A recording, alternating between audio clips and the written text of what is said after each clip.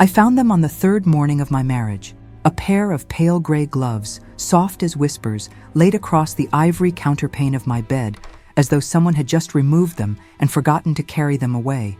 They were not mine. I stood in the doorway of my new bedchamber, still wearing my morning dress, my hand frozen on the brass handle. The room was exactly as I had left it an hour before when I descended for breakfast. The curtains remained drawn back from the tall windows, letting in the weak November light. The fire had been tended. My vanity was orderly. Everything was in its place except for those gloves, resting there like an accusation. I crossed the room slowly, my slippers making no sound on the thick carpet. The gloves were exquisite, clearly expensive, with tiny seed pearls sewn along the wrists. When I lifted them, they released a faint scent of lavender and something else, something warmer and more intimate that I could not name. They were small, smaller than my own hands, and worn at the fingertips in a way that spoke of frequent use. My heart began to beat faster. I turned toward the door, half expecting to see someone there, but the corridor beyond was empty and silent. The house was always silent. Ashmore Hall had welcomed me 3 days ago as the new Duchess of Ashmore, but it had not embraced me. The servants moved through the rooms like ghosts, their eyes downcast, their voices low. My husband had spoken perhaps 20 words to me since our wedding night, and none of them had been tender. I laid the gloves back on the bed, arranging them exactly as I had found them, and rang for my maid. Celeste appeared within moments, her face carefully blank in that way servants have when they know something you do not. "Do you know whose these are?" I asked, pointing to the gloves without touching them again. Celeste glanced at them, and something flickered across her features, too quick for me to read. "No, Your Grace. Shall I remove them?" I hesitated. Something in her voice told me she was lying, but I was too new to this house, too uncertain of my position, to press her.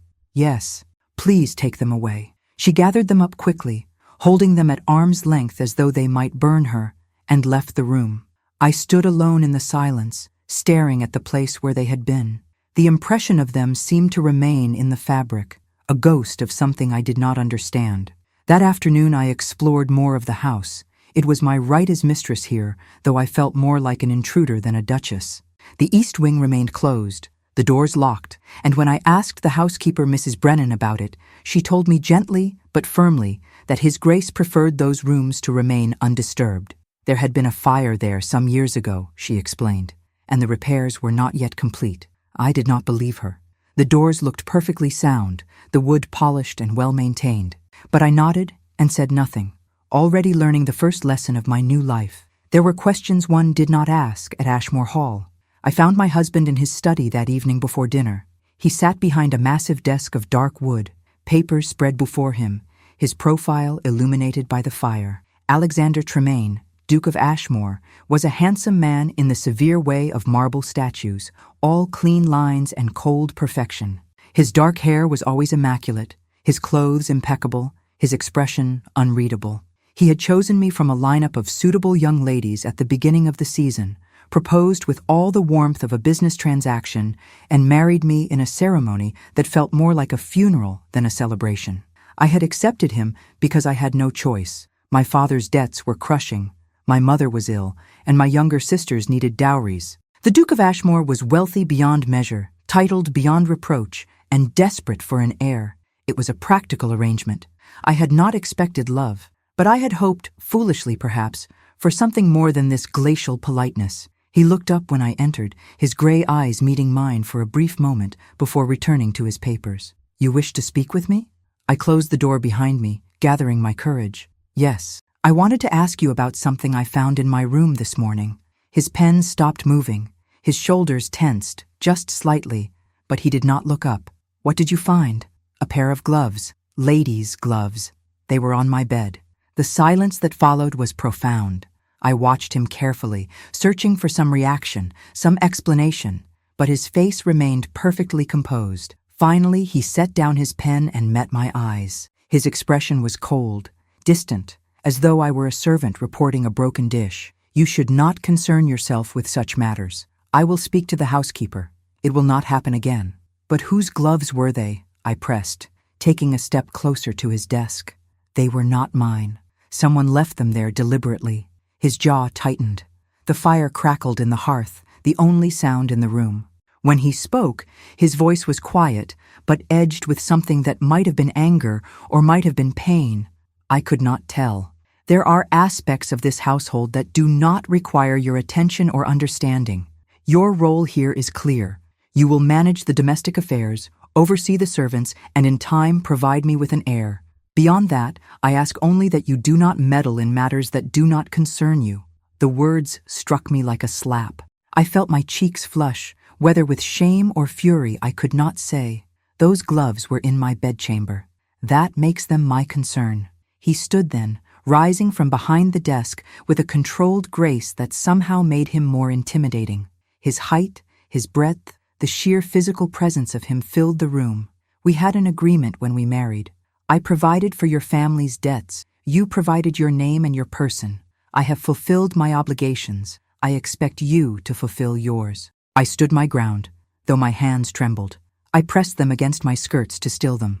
I am not asking for affection, Your Grace. I am asking for honesty. If there is something I should know about this house, about your past, I have a right to know it. You have no rights here beyond those I grant you. His voice was cold now, final. The gloves will be removed. The matter is closed. I suggest you dress for dinner. We have guests arriving at 8. He turned back to his desk, dismissing me as completely as if I had ceased to exist. I stood there for a moment longer, rage and humiliation warring in my chest, before I turned and left the room. My eyes burned with unshed tears, but I would not give him the satisfaction of seeing them fall. Dinner was an ordeal. Lord and Lady Hartwick, neighbors from the adjacent estate, came with their daughter Arabella, a lovely creature with golden curls and a laugh like silver bells. She had known Alexander since childhood, she told me over the soup course, her hand touching his arm with an ease that made my stomach clench. They had been such dear friends, she said, before his first marriage. His first marriage. The words hung in the air. I looked at my husband, saw the way his expression softened just slightly when he looked at Arabella, and understood something I had not known before. There had been another Duchess before me, and no one had thought to mention it. Lady Hartwick, perhaps sensing my confusion, patted my hand with false sympathy. You mustn't let it trouble you, my dear. Poor Catherine has been gone these 5 years now. It is time Alexander moved forward with his life. Catherine. The name settled into my mind like a stone dropping into still water, sending ripples outward. I looked at my husband again, saw the way his fingers tightened on his wine glass, the muscle that jumped in his jaw. He had loved her, I realized. Loved her in a way he would never love me. The rest of the evening passed in a blur. I smiled when appropriate, spoke when spoken to, played the role of the gracious hostess with a skill born of years of training. But inside, I was screaming. Inside, I was a stranger in a house full of ghosts, married to a man who could not see me because he was still looking at someone else. When the guests finally departed and I retired to my room, I found the gloves again. They were back on my bed, in exactly the same position as before, as though they had never been removed at all. This time, I did not ring for my maid. This time, I picked them up and held them close, breathing in that faint scent of lavender, and I understood. Someone wanted me to know about Catherine. Someone wanted me to remember that I was not the first woman to sleep in this bed, to bear this title, to suffer under the cold regard of the Duke of Ashmore. I laid the gloves in my drawer, beneath my own things, and locked it with the small key I kept on a ribbon around my neck. If this was a message, I had received it. If this was a warning, I would heed it. But I would not be driven away by ghosts, no matter how beloved they had been. I was the Duchess of Ashmore now, and I would discover the truth, no matter what it cost me. The next morning, I woke to rain. It drummed against the windows with a violence that matched my mood, turning the grounds of Ashmore Hall into a gray and miserable landscape. I dressed without waiting for Celeste, choosing a simple day dress of deep blue wool, and went downstairs in search of answers. Mrs. Brennan was in the morning room, overseeing the maids as they cleaned the grates. She looked up when I entered, her lined face carefully neutral. Your Grace, is there something you require? I would like to speak with you privately. In my sitting room, if you please. She followed me upstairs without question, her hands folded at her waist, her expression giving nothing away. When we were alone with the door closed, I turned to face her. Tell me about Catherine. The housekeeper's face went pale. She opened her mouth, closed it again, and finally said, "Your Grace, I do not think it is my place to discuss such matters." "Then whose place is it?" I asked quietly. "My husband will not speak of her. The servants avoid any mention of her.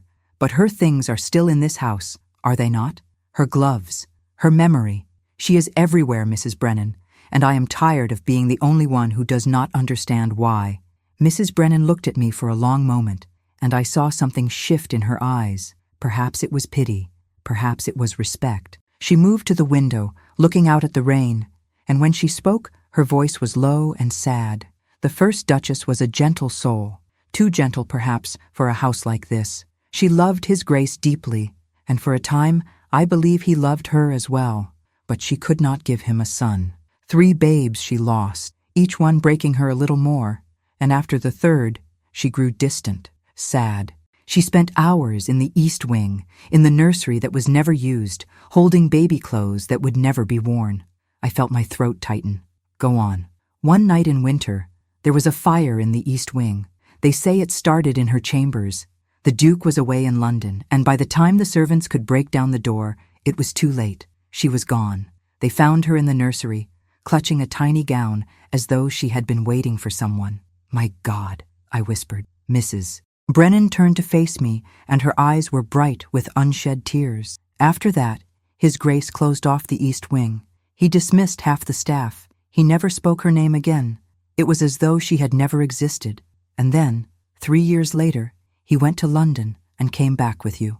I sank into a chair, my mind reeling. "And the gloves? Who is leaving them in my room?" The housekeeper hesitated, then said softly, "There is a woman who lives in the cottage at the edge of the estate. Miss Thornberry. She was the governess here when the late Duchess was alive, though there were no children to govern. Her Grace kept her on as a companion. After the fire, Miss Thornberry remained. She cares for His Grace's nephew who lives here now, a boy of 7. His parents died in a carriage accident 2 years ago, and the Duke took him in." "Why would Miss Thornberry leave the gloves in my room?" I asked, though I thought I already knew the answer. Mrs. Brennan met my eyes. "Because she loved the first Duchess like a daughter, and because she does not believe you belong here." The words hung between us, brutal in their honesty. I nodded slowly, my hands clenched in my lap. "Thank you for telling me the truth." After she left, I sat alone in my sitting room, staring at the rain. I understood now. I understood the silence, the locked wing, the cold distance of my husband. I had married a man in mourning, a man who had buried his heart with his first wife and had no intention of resurrecting it for me. But I also understood something else. I was not Catherine. I was stronger than she had been, more stubborn, less willing to fade quietly into the background.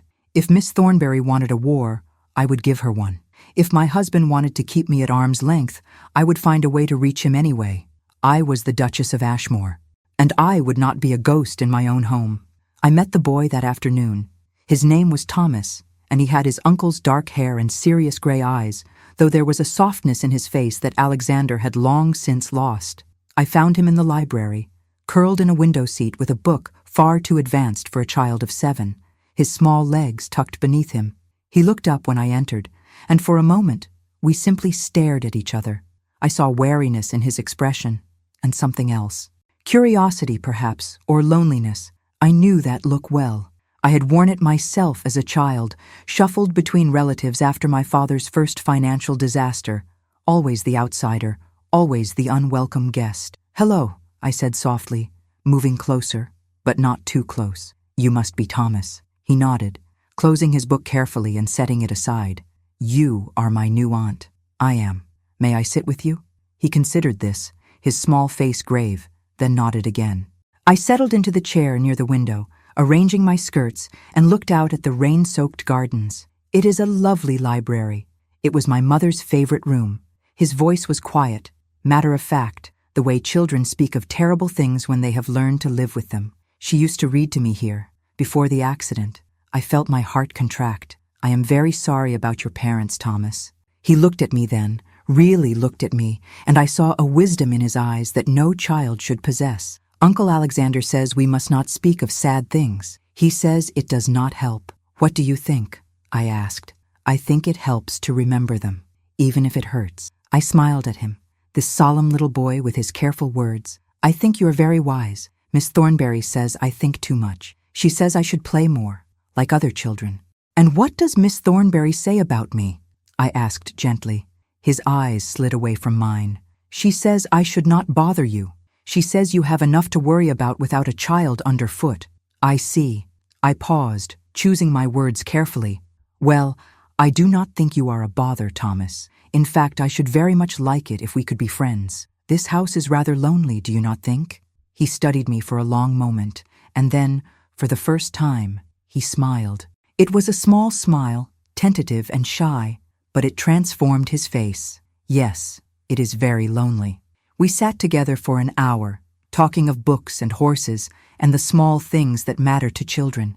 He told me about his tutors, about the pony his uncle had given him for his birthday, about the secret places in the garden where one could hide from the world, and slowly, carefully, I began to understand the shape of this household.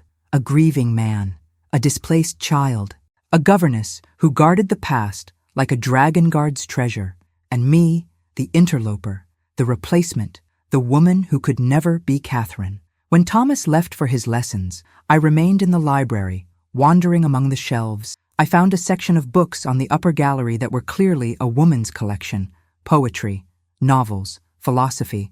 On the flyleaf of one, written in a delicate hand, were the words Catherine Tremaine, 1845. I traced the letters with my finger, trying to imagine the woman who had written them. Had she sat in this same window seat? Had she watched the rain and felt this same crushing loneliness? I took the book with me when I left, tucking it into my shawl where no one could see it. If I was to live with Catherine's ghost, I would at least learn who she had been. That evening, I dressed for dinner with particular care. I chose a gown of deep emerald silk that I knew complemented my complexion, and I had Celeste arrange my dark hair in a style that was both elegant and slightly daring. If my husband would not see me, I would make myself impossible to ignore. He was in the drawing room when I came down, standing by the fire with a glass of whiskey in his hand. He turned when I entered, and I saw something flicker in his eyes before the mask descended again. You look well, thank you. I moved to the sideboard and poured myself a small glass of sherry, more for something to do with my hands than from any desire to drink. I met Thomas today. He is a delightful child. Alexander's expression softened almost imperceptibly. He is a good boy. He has suffered much for one so young. Yes, he told me about his parents. I paused, then added carefully. He also mentioned his governess, Miss Thornberry. The temperature in the room seemed to drop. My husband's jaw tightened, and he took a long drink of his whiskey before responding. Miss Thornberry has been with this family for many years. She is loyal and devoted to Thomas. I am sure she is. I kept my voice light, conversational. I should like to meet her. As mistress of this household, I should know all who reside here. That will not be necessary. Miss Thornberry keeps to the cottage and to Thomas's lessons. She has no reason to come to the main house. I see. I set down my glass with a soft click, and yet she seems to have no difficulty entering my bedchamber. The silence that followed was electric. Alexander turned to face me fully, his eyes cold and dangerous. What are you implying? I am not implying anything. I am stating a fact. Someone has been leaving Catherine's gloves in my room. Mrs. Brennan tells me that Miss Thornberry was devoted to your first wife. I think it is reasonable to assume a connection. He crossed the room in 3 long strides, stopping so close to me that I had to tilt my head back to meet his eyes. His voice, when he spoke, was low and furious. You will not speak her name. Do you understand me? You will not speak of her. You will not ask questions about her, and you will certainly not accuse members of my household of plotting against you. I held his gaze, refusing to back down, even though my heart was pounding. I am your wife. I am the Duchess of Ashmore. I have a right to know the truth about this house and the people in it. You have the rights I grant you, and no more. We stood there, locked in a silent battle of wills, and for the first time since our wedding, I saw real emotion in his face. Anger, yes, but beneath it something rawer. Pain, grief, fear, perhaps, though of what I could not say. The dinner gong sounded, breaking the moment. Alexander stepped back, adjusting his cuffs with sharp, controlled movements. We will speak no more of this. Come, dinner is served. I followed him to the dining room in silence, my hands shaking with suppressed fury. We ate without speaking. the clink of silver on china the only sound in the vast room. The food was excellent, as always, but I tasted nothing. I was too aware of the man sitting at the head of the table, too conscious of the wall between us that seemed to grow higher with every passing moment. After dinner, I excused myself and went upstairs. But I did not go to my room. Instead, I took a lamp and made my way through the silent corridors to the east wing. The door was locked, as I had known it would be, but I had come prepared. Among my mother's teachings had been a few practical skills that well-bred young ladies were not supposed to possess, including the ability to pick a simple lock with a hairpin. It took me 3 tries, my hands clumsy with nerves and the knowledge that if I were caught, I would face my husband's wrath. But finally, the lock clicked open. I pushed the door inward, holding the lamp high, and stepped into the past. The corridor beyond was dusty but undamaged. There had been no fire here, or if there had been, it had been confined to one room. I moved forward slowly, opening doors as I went. A sitting room, furnished and waiting. A music room with a pianoforte covered in a white cloth. A morning room with windows that overlooked the rose garden. All of them perfectly preserved, as though their occupant had simply stepped out for a moment and would return any second. At the end of the corridor was a larger door. I knew, even before I opened it, what I would find. The nursery.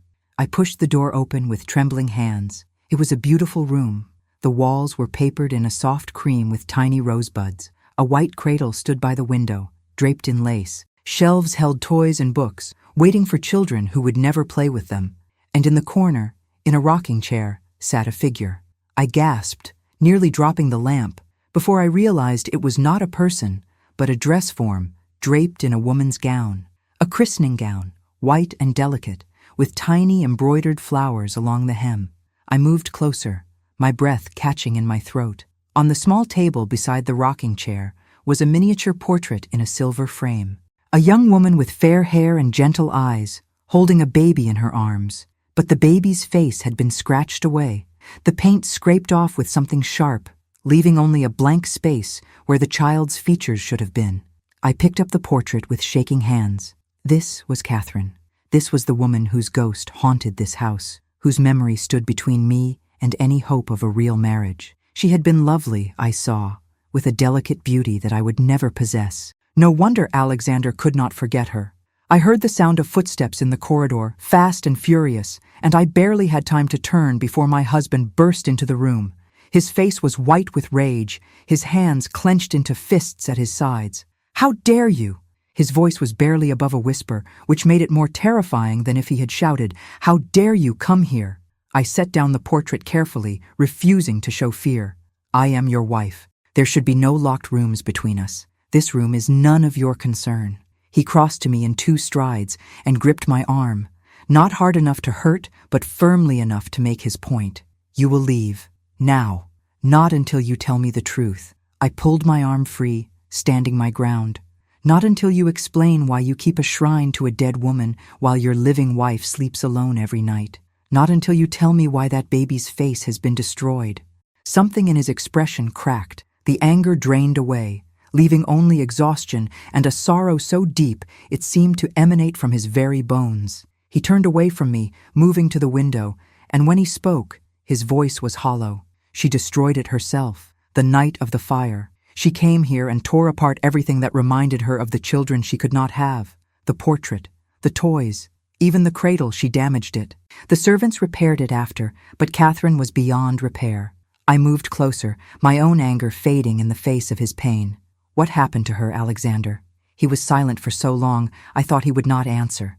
Then, finally, he said, "She took laudanum. Too much of it. Whether it was an accident or deliberate, I will never know. The fire came after, started by a candle she must have knocked over. By the time we broke through the door, she was already gone." "My God," I breathed. He turned to face me, and I saw tears in his eyes, though they did not fall. "I failed her. I gave her everything except the one thing she wanted. A child, an heir, a purpose. And when she could not provide that, I withdrew from her. I was cold. I was cruel in my disappointment. And she died because of it. You cannot blame yourself for her death, can I not?" His laugh was bitter.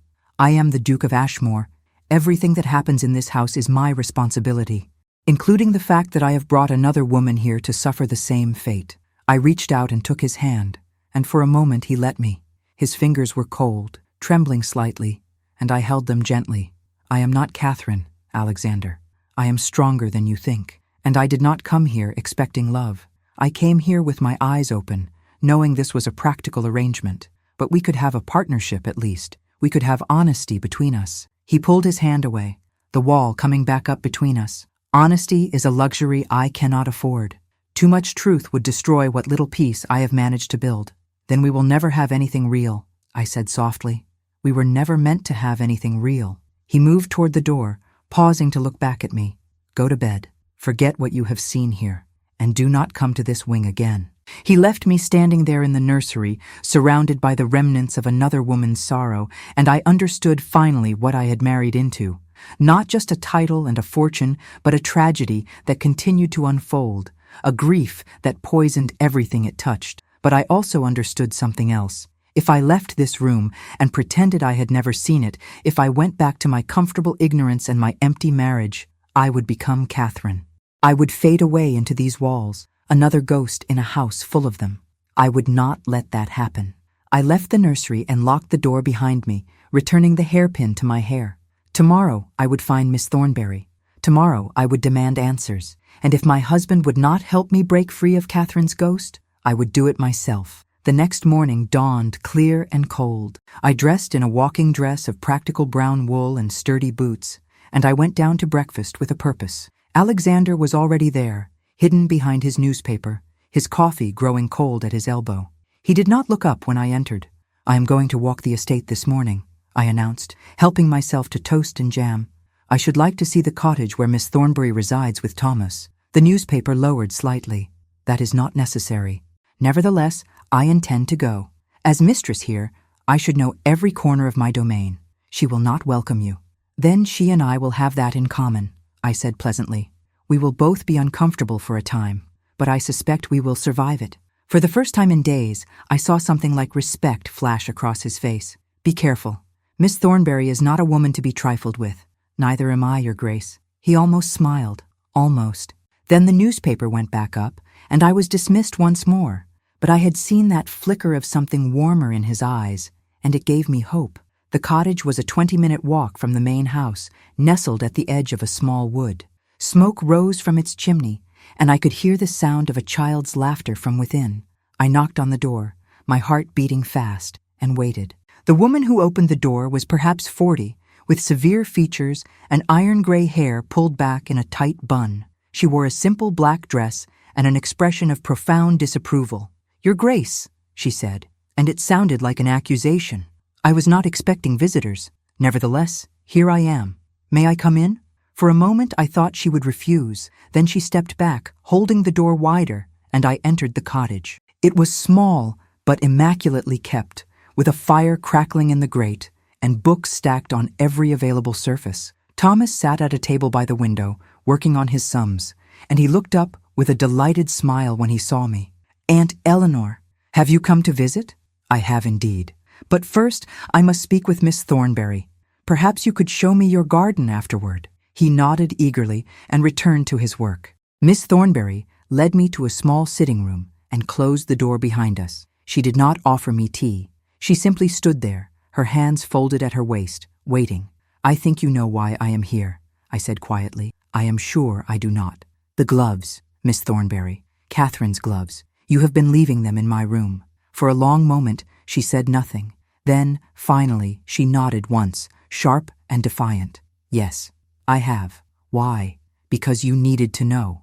Because everyone in this household tiptoes around her memory as though she never existed, and it is not right. She was a real person. She lived and suffered and died in that house, and you have simply walked in and taken her place as though she were nothing. I took a breath, fighting down my anger.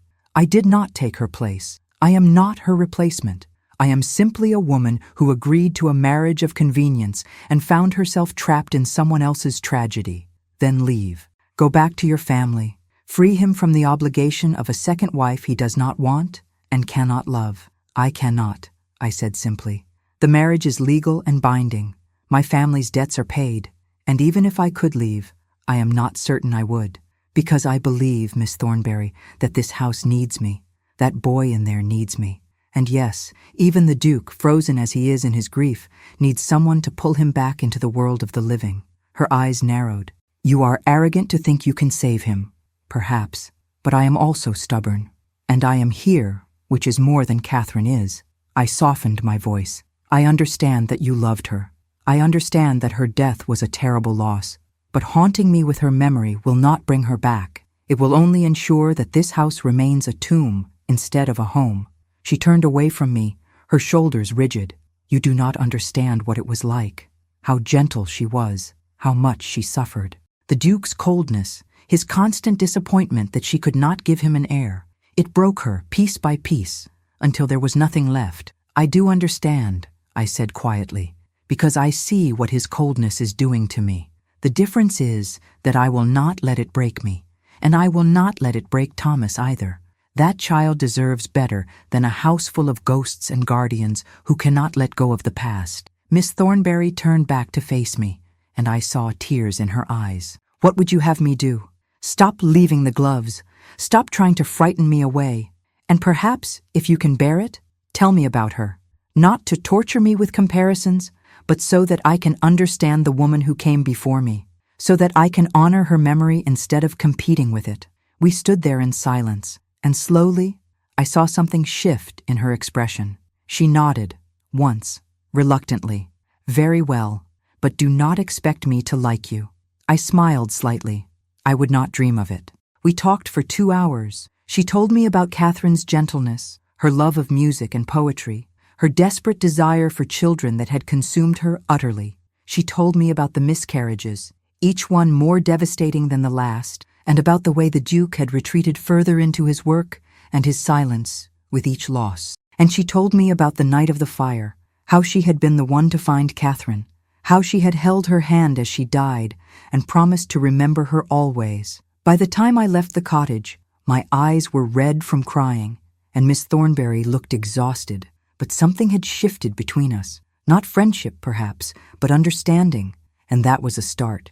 Thomas walked me back to the house, chattering happily about his lessons and his pony, and when we reached the door, he surprised me by throwing his arms around my waist and hugging me tightly. I am glad you came, he whispered. So am I whispered back. That evening, I found Alexander in the library. He looked up when I entered, and I saw the question in his eyes. I went to see Miss Thornberry, I said simply. We talked, and I believe we have reached an understanding. The gloves will not appear again. He studied me for a long moment, and I saw something in his face that I had not seen before.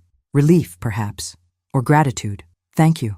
I nodded and turned to leave, but his voice stopped me. Eleanor. I looked back. It was the first time he had used my name. I am glad you are not Catherine, he said quietly. She was gentle and fragile and good, and this house destroyed her. But you are different. You are strong. And perhaps in time, you can survive where she could not. It was not a declaration of love. It was not even particularly warm, but it was honest, and it was more than he had given me before. I smiled at him, a real smile, and said, I intend to do more than survive, Alexander. I intend to live, and perhaps, if you will let me, I can teach you to live again too. I left him there, staring after me, and I felt something shift between us. It was small, this shift, barely noticeable, but it was real, and in a house built on silences and secrets, reality was precious indeed.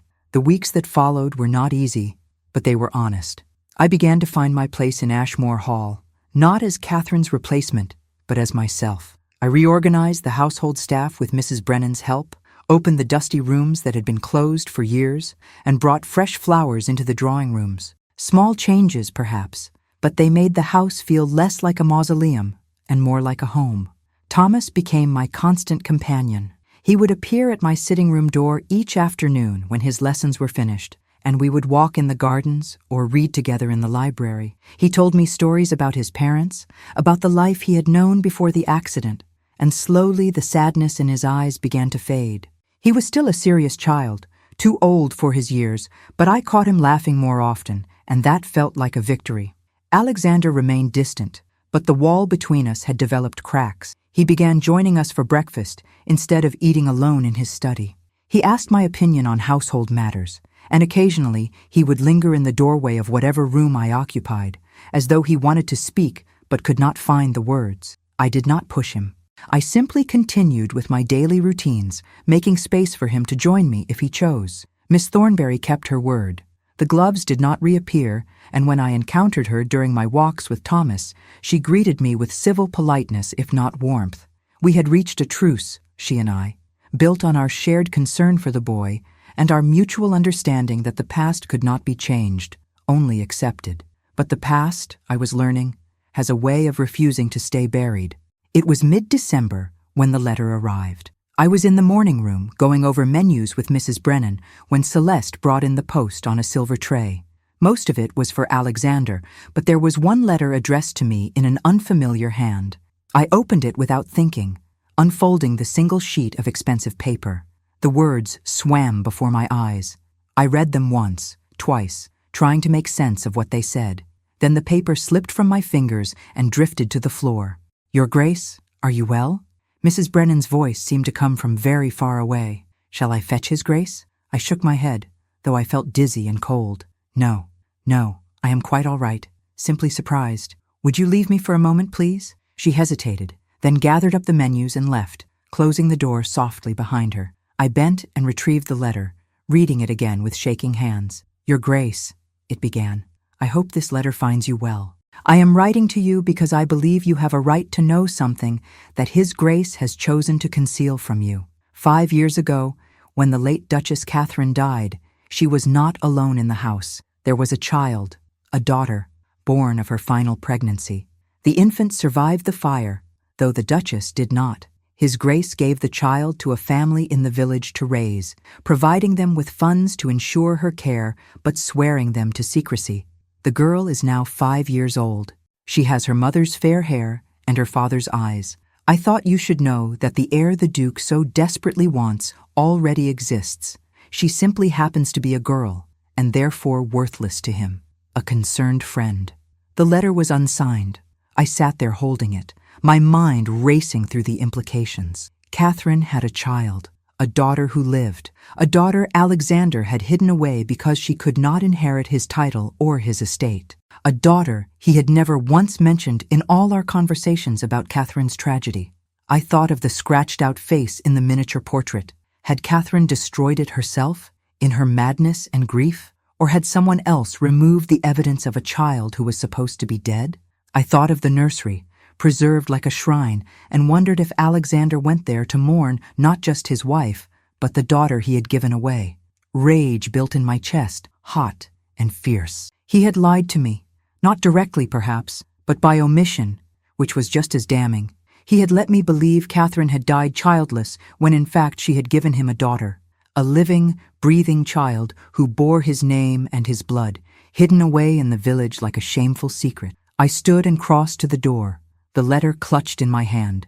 I would confront him now, this moment, and I would demand the truth. But as I reached for the handle, I hesitated. The letter was anonymous. Its accusations might be false, designed to sow discord between us just when we were beginning to find our footing. And even if it was true, confronting Alexander in anger would only make him retreat behind his walls again. I needed proof. I needed to see this child with my own eyes. I went to my room and rang for Celeste. When she appeared, I said calmly, "I require the carriage this afternoon. I wish to go into the village." "Of course, Your Grace. Shall I accompany you?" "That will not be necessary. I will take one of the grooms. I simply wish to visit the shops and see something of the local area." She curtsied and left to arrange it.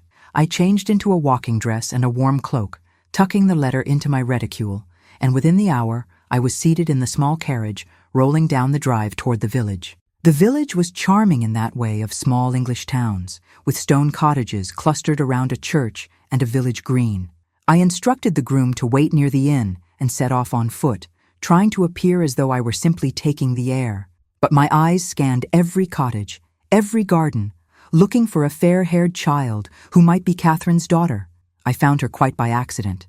I had stopped at the baker's shop to purchase some gingerbread, and as I emerged, I nearly collided with a woman carrying a basket of washing. She apologized profusely, and I waved away her concerns. But as I did, I caught sight of the child standing beside her. She was perhaps 5 years old, with pale blonde curls and enormous gray eyes. She wore a simple dress of blue wool, clean but patched, and she clutched a rag doll to her chest. When she looked up at me, I felt the breath leave my lungs. It was like looking at the miniature portrait come to life. Catherine's delicate features, Alexander's steady gaze. This child was unmistakably a Tremaine. "What is your name?" I asked gently, crouching down to her level. The woman, whom I assumed was her guardian, tensed visibly. "Begging your pardon, my lady, but we must be going." "Please," I said, keeping my voice soft. "I mean no harm. I simply thought the child resembled someone I once knew." The woman's eyes filled with fear and something else. Recognition, perhaps. She knew who I was. She must have known. In a village this small, the new Duchess would be the subject of much gossip. The girl piped up before her guardian could stop her. "I am Lily, Lily Marsh. I am 5 years old." Marsh. The name meant nothing to me, but the woman's grip on the child's shoulder tightened protectively. "Come along, Lily. We have washing to deliver." "Wait," I said, standing. "Please." I reached into my reticule and drew out a coin. "For the little one, to buy something sweet." The woman stared at the coin, then at me, and I saw the war in her expression. Fear of refusing a duchess, fear of accepting money that might bind her to me in some way. Finally, she took the coin with a reluctant nod and hurried away, pulling Lily with her. I stood there in the street, watching them disappear around a corner, and I knew the letter had been true. That child was Catherine's daughter, Alexander's daughter, hidden away in the village, raised by strangers, because she had the misfortune of being born female. I returned to Ashmore Hall in a cold fury. I went directly to Alexander's study and entered without knocking. He looked up from his desk, startled by my intrusion, and I saw his expression change when he took in my face. "Eleanor, what has happened?" I crossed the room and laid the letter on his desk. "Read it." He picked it up, his eyes scanning the words, and I watched the color drain from his face. "Where did you get this?" "It arrived this morning, anonymously." I kept my voice level, though my hands were shaking. "Is it true?" The silence stretched between us, heavy and damning. Finally, he set down the letter and met my eyes. "Yes, it is true." The admission hit me like a physical blow, even though I had already known. "You have a daughter, a living child, and you never told me." He stood, coming around the desk, but I stepped back, holding up a hand to stop him. "You let me believe Catherine died childless. You let me think the tragedy was that she could not give you an heir, but she did give you a child, and you gave that child away. It was not that simple." His voice was strained, desperate. "The night of the fire, Catherine gave birth prematurely. The babe was so small, so weak. The midwife did not think she would survive the night, and Catherine, she was out of her mind with laudanum and grief. She started the fire in the nursery, perhaps trying to destroy all evidence of another failure. By the time we got to her, she was beyond help, and the child was barely breathing. You gave her away," I repeated. "You gave your own daughter to strangers." He turned away from me, his shoulders rigid. "I gave her to a good family. The Marshes had lost their own infant daughter just weeks before. They were grateful for a child to raise. I provided them with funds, enough to ensure she would want for nothing. I visit the village regularly to ensure she is well cared for. But I could not keep her here. I could not look at her every day and see Catherine's face, remember my failure. And I could not present her to society as my heir when the law demands a son. She would have lived her entire life in this house, knowing she was not enough, just as Catherine did. I thought I was protecting her. Protecting her? My voice rose despite my efforts to control it. You abandoned her. You let her grow up thinking she is Lily Marsh, the daughter of a washerwoman, when she is Lady Lillian Tremaine, daughter of a duchess. You robbed her of her birthright, her identity, everything she should have been. "What birthright?" he shouted, whirling to face me. "The right to grow up in a house full of grief? The right to be forever reminded that she was the wrong sex, that her existence killed her mother, that she could never be what this estate needs?" I gave her a chance at a normal life, Eleanor. A life without the weight of this cursed title crushing her. You gave yourself the luxury of forgetting, I said bitterly. You closed off the East Wing. You never spoke Catherine's name, and you hid your daughter away so you would not have to face your guilt every day. But that child deserves to know who she is. She deserves to know her father." He sank back against the desk, suddenly looking older and more tired than I had ever seen him. "What would you have me do? Bring her here and tell her the truth? That her mother died giving birth to her? That I gave her away because I could not bear to look at her? What good would that do anyone?" I moved closer to him, my anger giving way to something more complex. Sorrow, perhaps, disappointment, but also a strange, fierce determination. "I would have you be honest. With her, with me, with yourself. You made a choice 5 years ago, and perhaps it was the only choice you felt you could make. But she is 5 years old now, Alexander. She is not an infant who might die in the night. She is a bright, beautiful child who looks just like you. And she deserves better than to be hidden away like a shameful secret." He looked at me, and I saw tears in his eyes for the second time since I had known him. "I do not know how to be her father. I do not know how to be anything other than what I am." "Then learn," I said softly. "Learn with me. We can bring her here, not to replace her guardians, but to be part of her life. We can tell her the truth gently, in a way she can understand. We can give her the birthright that is hers, even if she cannot inherit the title. And perhaps, in doing so, we can finally let Catherine rest." He reached out and took my hand, and this time I let him. His fingers were cold, trembling, and I held them tightly. "If I do this, if I bring her here, it will cause talk, scandal even. People will ask why I hid her existence. They will say terrible things about Catherine, about me, about you." "Let them talk," I said. "I am accustomed to being the subject of gossip, and I would rather face scandal than live with this lie." He studied my face for a long moment, and I saw something shift in his expression. The walls were still there, but they were crumbling, bit by bit. "Very well. We will bring Lily to Ashmore Hall, but slowly, carefully. She must not be frightened or confused, and the Marshes must understand that we are not taking her from them, merely including her in her rightful family." I nodded, relief flooding through me. "We will do this together. We will make it right." He pulled me closer, and for the first time since our wedding, he embraced me. It was awkward and unpracticed, but it was real. I felt his heart beating against mine, felt the tremor in his breathing, and I understood that this man had been broken long before I met him. But broken things could be mended. It simply took time and care and the willingness to do the hard work of healing. We stood there for a long moment, holding each other in the fading afternoon light, and I thought of Catherine's ghost and the gloves that had brought me to this point. Perhaps she had not been trying to haunt me after all. Perhaps through Miss Thornberry's grief-stricken actions, she had been trying to tell me something, that this house held secrets that needed to be brought into the light, that her daughter deserved to be known and loved, that Alexander needed someone strong enough to break through his walls and force him to face the truth. I had come to Ashmore Hall expecting nothing more than a practical arrangement, a marriage of convenience that would solve my family's problems. But I had found something more complex and more valuable. I had found a household in need of healing, a child in need of family, and a man in need of redemption. And I had found, to my surprise, that I was strong enough to help provide all three. The next morning, we went to the village together. Alexander had sent word ahead to the Marshes, asking if we might call on them, and they had agreed with obvious trepidation. The cottage where they lived was small but tidy, with a garden in front that would be beautiful come spring. Mrs. Marsh met us at the door, her face pale and her hands twisting in her apron. Your Grace, Your Grace." She curtsied awkwardly, her eyes darting between us. "Please, come in." The cottage interior was warm and cozy, with a fire burning in the grate and the smell of fresh bread in the air. Lily sat at the table, working on some simple needlework, and she looked up with wide eyes when we entered. She recognized me from our encounter the day before, and I saw confusion flicker across her small face. Alexander crouched down beside her chair, bringing himself to her eye level. His movements were stiff, uncertain, but his voice was gentle. "Hello, Lily.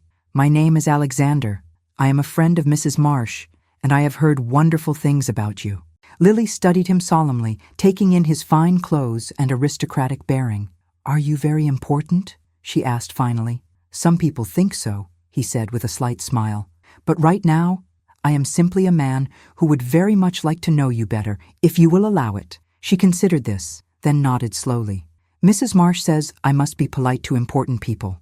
Mrs. Marsh hovered nearby, wringing her hands. Lily, mind your manners now. She is perfect, I said softly, moving closer. Lily, do you remember me from yesterday? She nodded. You gave me a penny for sweets. I did, and I would very much like to be your friend if you will have me. Mr. and Mrs. Marsh, Alexander said, standing and turning to face them. I wonder if we might speak privately for a moment. My wife will stay with Lily. They exchanged nervous glances, but led Alexander into the next room, closing the door behind them. I could hear the low murmur of voices, but could not make out the words. Lily looked at me curiously, and I sat down beside her at the table. That is very fine work, I said, examining her needlework. Did Mrs. Marsh teach you? Yes, she is teaching me to make samplers. I am not very good yet. I think you are doing wonderfully. Would you like to see the big house on the hill sometime? The one with all the gardens? Her eyes widened. Ashmore Hall? Mrs. Marsh took me there once to the kitchen garden. The cook gave me a biscuit. There's much more to see than just the kitchen garden. There are libraries full of books, and rooms with paintings, and stables with horses, and a very nice little boy named Thomas who could use a friend. Is Thomas your son? She asked. No, he is my nephew, but I am very fond of him.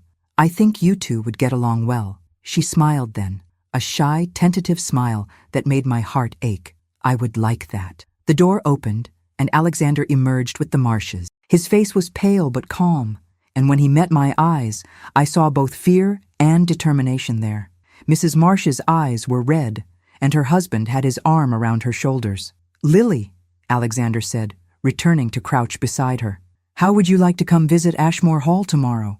You could meet Thomas and see all the things the Duchess has told you about, and if you like it, perhaps you could visit often. Lily looked at Mrs. Marsh, seeking permission, and the older woman nodded with a tremulous smile. That sounds lovely, dear. You would like that, would you not? Yes, Lily said, bouncing slightly in her chair. Very much. Then it is settled. We will send the carriage for you tomorrow afternoon. I looked at the Marshes, hoping they understood what I was trying to convey. And of course, Mr. and Mrs. Marsh, you are welcome to accompany her. We would not dream of taking her anywhere without your comfort and approval. Relief flooded Mrs. Marsh's face. Thank you, Your Grace. You are very kind.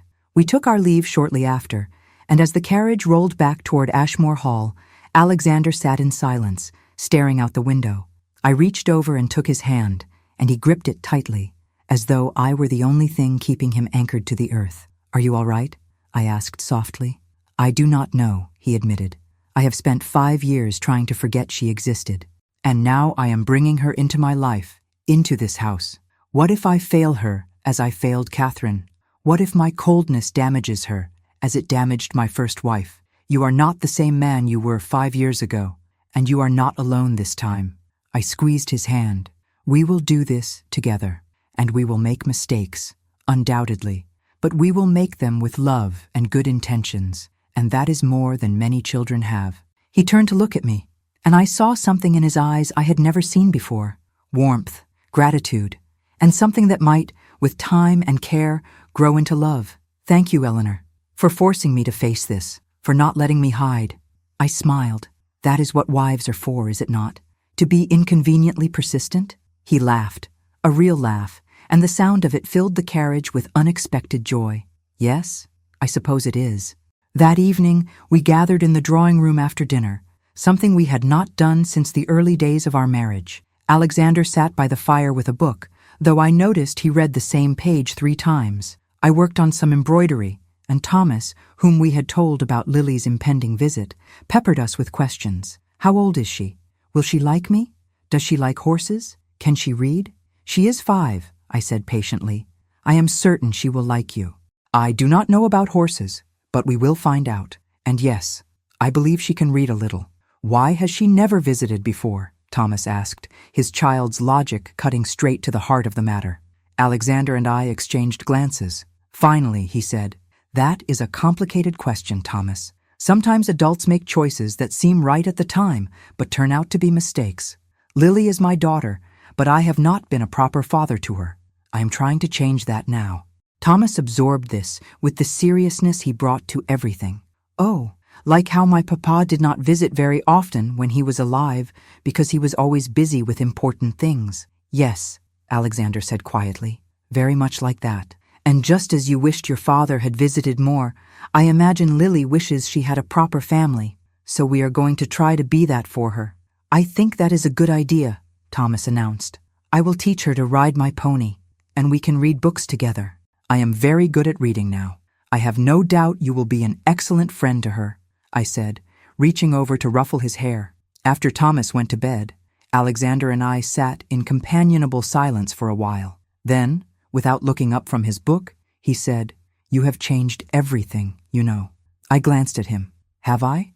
This house was a tomb when you arrived. I was a ghost, haunting my own life, and you simply refused to accept it. You pushed and questioned and demanded until I had no choice but to come back to life. I set down my embroidery. Is that a complaint? No. He looked up at me then, and his eyes were warm in the firelight. It is gratitude, and perhaps, if I am very lucky, it might become something more. My heart skipped a beat. I had not dared to hope for affection from this marriage, much less anything deeper. But there it was in his voice, the possibility of something real growing between us. Perhaps, I agreed softly. He stood and crossed to my chair, offering his hand. Walk with me. I took his hand and let him lead me to the terrace. The night was cold and clear, the stars brilliant overhead. We stood there in the darkness, and he put his arm around my shoulders, drawing me close. I am not good at this, he said quietly, at intimacy, at opening my heart. Catherine tried for years to reach me, and I pushed her away until she had nothing left. I am afraid I will do the same to you. You will not, I said with more confidence than I felt, because I will not let you. I am not Catherine Alexander. I am stronger and more stubborn, and I will fight for this marriage even when you try to retreat. So you had better resign yourself to being pursued relentlessly by your own wife. He laughed softly, and I felt the tension leave his body. You are extraordinary, Eleanor Tremaine. How did I ever deserve you? You did not, I said lightly. But you are stuck with me nonetheless. He turned me to face him, and in the starlight I saw his expression soften. Then I am the luckiest man alive. He kissed me then, gently and carefully, as though I were something precious that might break. It was not passionate or overwhelming, but it was honest and real, and it held the promise of something deeper to come. When he pulled back, I rested my head against his chest and listened to his heartbeat, steady and strong. We stood there for a long time, wrapped in each other and the cold night air, and I thought about all the changes that had come to Ashmore Hall in just a few short weeks. The secrets brought to light, the ghosts laid to rest, the child who would soon know her father, and the marriage that had begun as a cold transaction but was slowly, carefully, becoming something warmer. There would be difficulties ahead, I knew. Scandal and gossip and all the complications that came with bringing Lily into our lives. But we would face them together, Alexander and I, and that made all the difference. As we turned to go back inside, I looked up at the east wing, at the windows of the nursery where Catherine had spent her final hours. But I felt no jealousy now, no sense of competing with a ghost. Instead, I felt a strange sort of kinship with the woman who had come before me. She had loved this difficult man and this cold house, and she had paid a terrible price for it. But perhaps, in her own way, she had paved the path for me. Perhaps her tragedy had taught Alexander what not to do, had shown him the cost of silence and secrecy. Perhaps she had given me the tools I needed to succeed where she had failed. Thank you, Catherine, I whispered to the darkness. Rest well. And as Alexander led me inside, his hand warm in mine, I felt as though a weight had lifted from Ashmore Hall. The house breathed easier, the shadows seemed less oppressive, and for the first time since I had arrived, I felt truly at home. Lily arrived the next afternoon in a flurry of nervous energy and wide-eyed wonder. Mrs. Marsh accompanied her, clutching the child's hand as though afraid to let go. I met them at the entrance hall myself, determined to make this transition as gentle as possible. "Welcome to Ashmore Hall," I said warmly, crouching down to Lily's level. "I am so pleased you could come visit us." Lily stared up at the soaring ceiling, at the grand staircase, and the portraits lining the walls. "It is very big," she whispered. "It is," I agreed. "But once you know your way around, it feels much smaller. Would you like to meet Thomas? He has been waiting all day to show you his favorite places." Thomas appeared at the top of the stairs as though summoned, descending with slightly more decorum than usual. He had dressed in his best clothes and obviously made an effort to tame his unruly dark hair. When he reached us, he executed a perfect bow that I suspected Miss Thornberry had drilled into him that very morning. "How do you do?" he said formally. "I am Thomas Tremaine. Would you like to see my pony?" Lily's eyes lit up. "You have a pony?" "I do. His name is Chestnut, and he is very gentle. I could teach you to ride if you like." She looked at Mrs. Marsh for permission, and the older woman nodded with a tentative smile. "Mind your manners, Lily, and do not tire Chestnut." "I will not," Lily promised solemnly. Then she took Thomas's offered hand, and they disappeared toward the stables like old friends. Mrs. Marsh watched them go with tears in her eyes. "She is a good child, a very good child. We have loved her as our own." "I know you have," I said gently, "and we are not trying to replace you. You and Mr. Marsh will always be her family. We simply wish to give her more people to love her, not fewer." "The Duke," Mrs. Marsh said hesitantly. "Will he be kind to her?"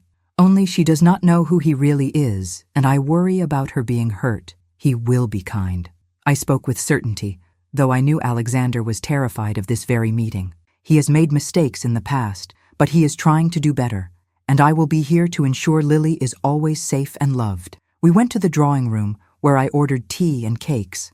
Alexander joined us shortly after, looking pale but composed. He greeted Mrs. Marsh with grave courtesy and asked after her husband and their household. They spoke of safe, ordinary things while we waited for the children to return, and I saw some of the tension leave Mrs. Marsh's shoulders as she realized the Duke was not going to snatch Lily away or banish her from the child's life. When Thomas and Lily finally returned, their faces flushed from the cold air and excitement.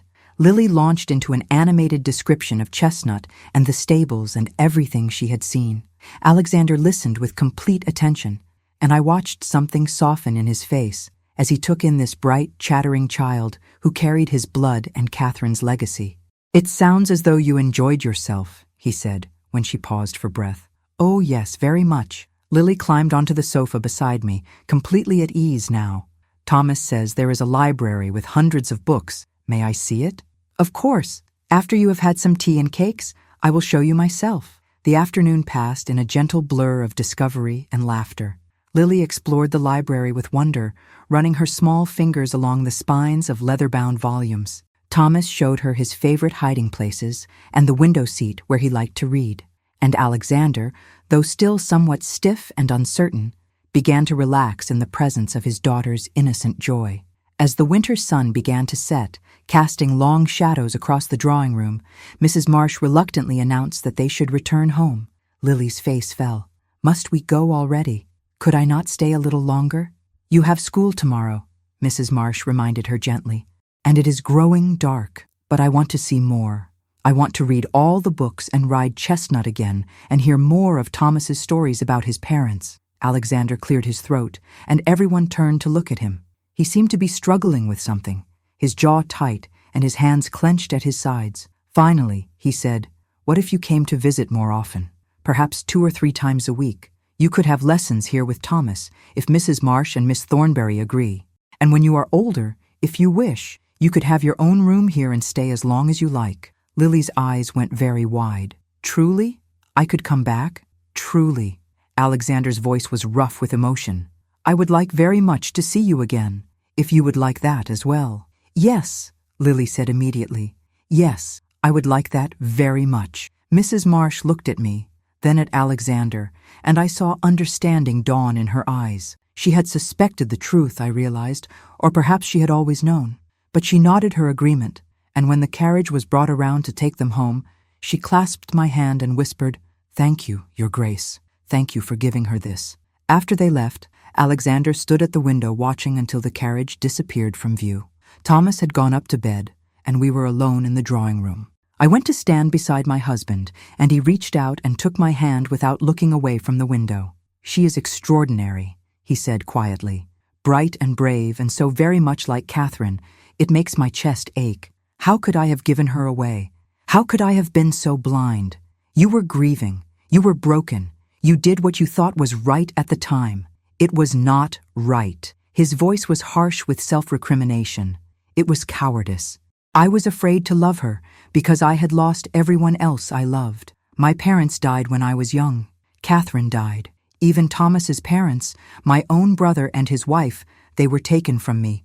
I thought if I kept Lily at a distance, if I pretended she did not exist, I could protect myself from more loss. Life does not work that way, I said softly.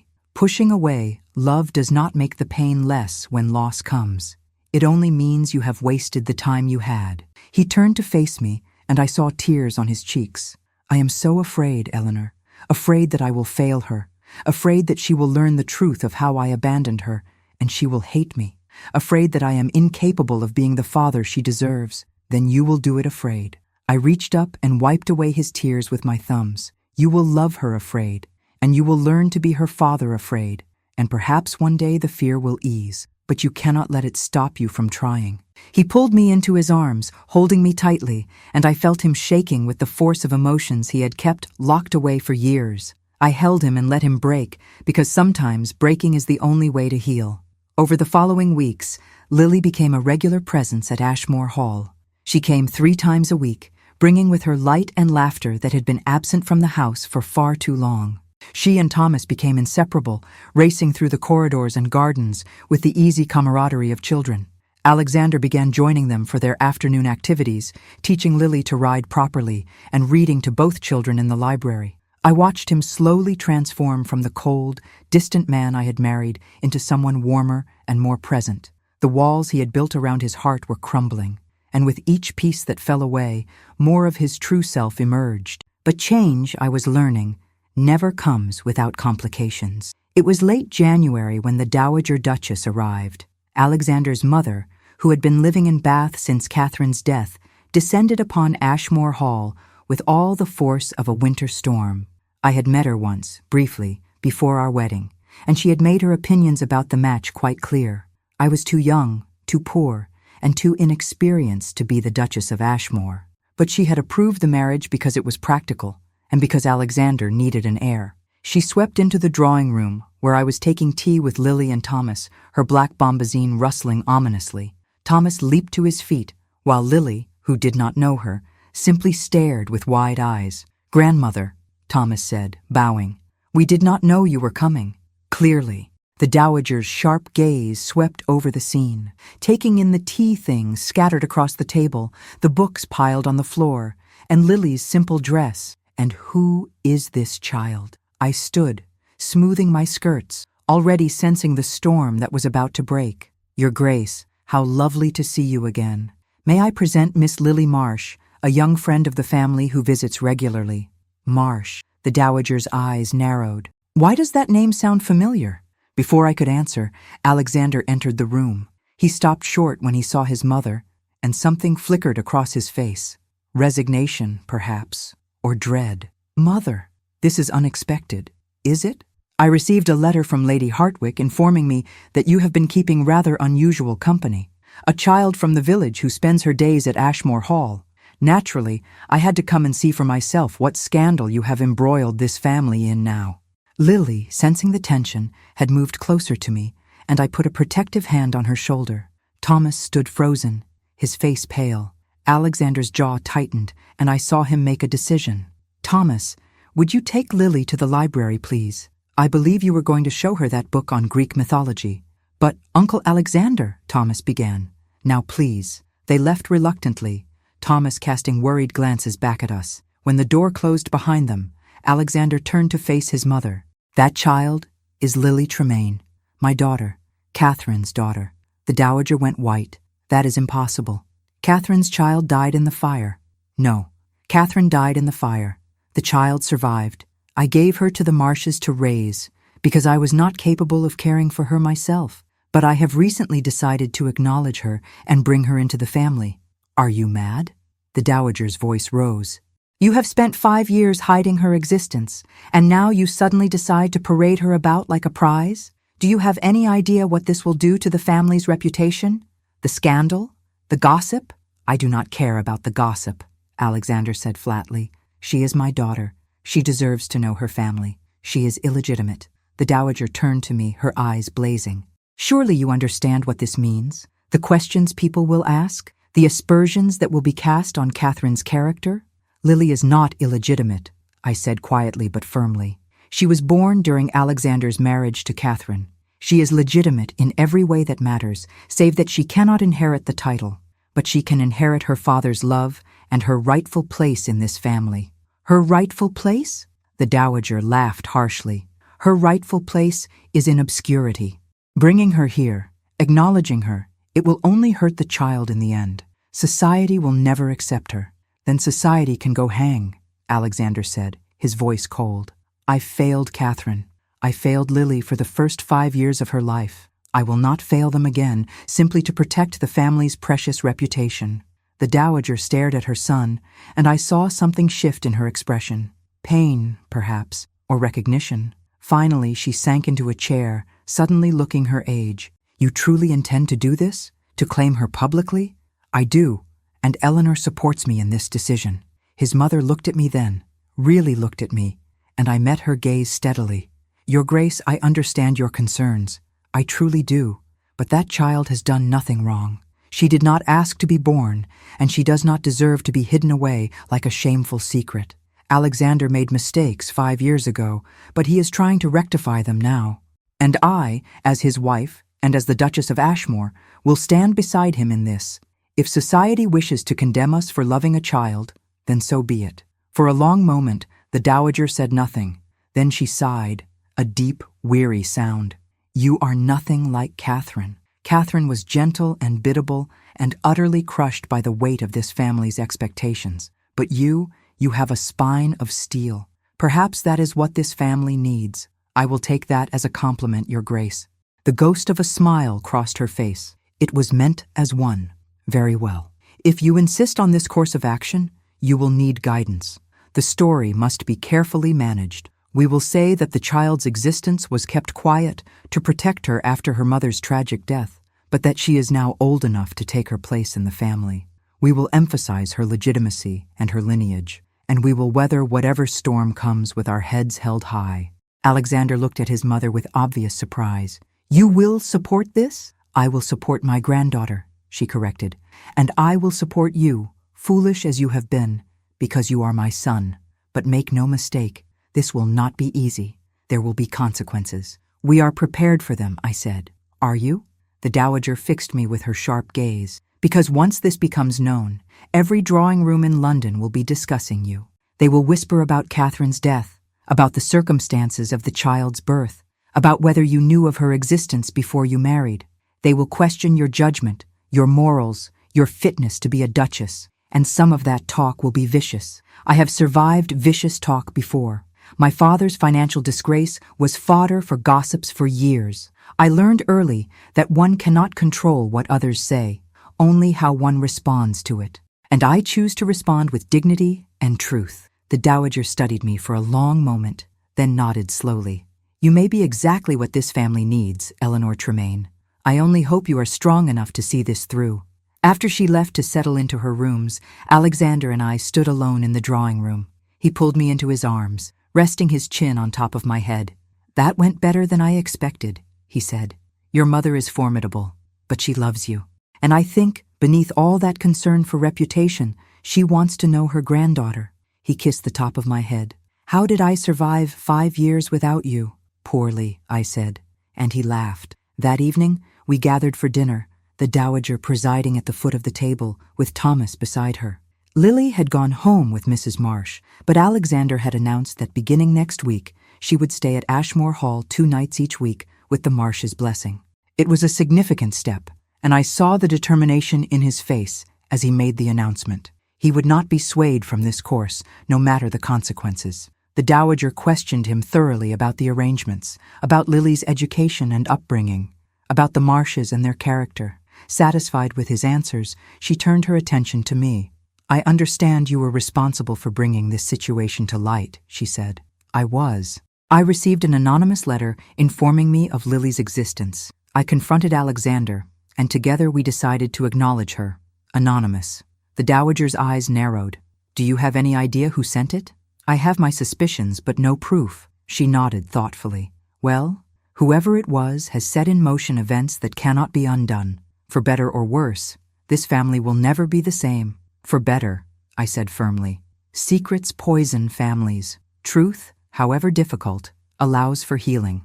You sound very certain of that.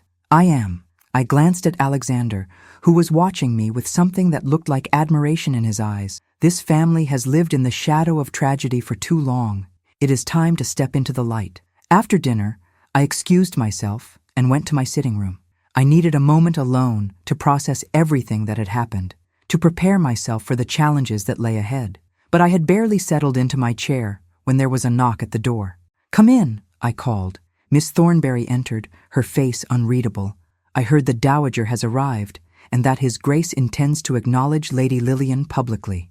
Yes, I gestured for her to sit, but she remained standing.